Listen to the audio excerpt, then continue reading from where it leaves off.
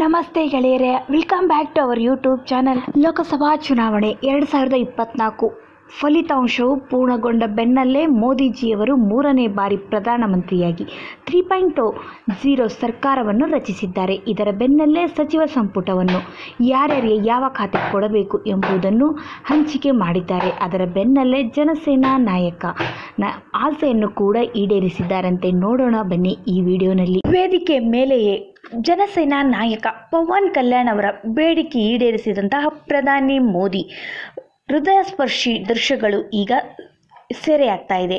TDP ನಾಯಕ ಚಂದ್ರಬಾಬು ನಾಯ್ಡು ಮತ್ತು ಪವನ್ ಕಲ್ಯಾಣ್ ಮುಖ್ಯಮಂತ್ರಿ ಮತ್ತು ರಾಜ್ಯ ಸಚಿವರಾಗಿ ಪ್ರಮಾಣ ವಚನವನ್ನು ಸ್ವೀಕರಿಸುವ ವೇಳೆ ಪವನ್ ಕಲ್ಯಾಣ್ ಅವರು ಪ್ರಧಾನಿ ಮೋದಿಯವರಿಗೆ ಬೇಡಿಕೆಯೊಂದು ಇಟ್ಟಿದ್ದಾರೆ. ಬೇಡಿಕೆ ಏನೆಂದರೆ ಅವರ ಸಹೋದರನಾದಂತಹ ಚಿರಂಜೀವಿ ಅವರನ್ನು ಭೇಟಿ ಮಾಡಿ ಎಂದು ಪವನ್ ಕಲ್ಯಾಣ್ ಅವರು ಪ್ರಧಾನಿಯವರಿಗೆ ಹೇಳಿದಾಗ ಪ್ರಧಾನಿ ಮೋದಿಯವರು ಚಿರಂಜೀವಿ ಅವರನ್ನು ಪ್ರಧಾನಿಯವರು ತಬ್ಬಿಕೊಂಡಿದ್ದಾರೆ.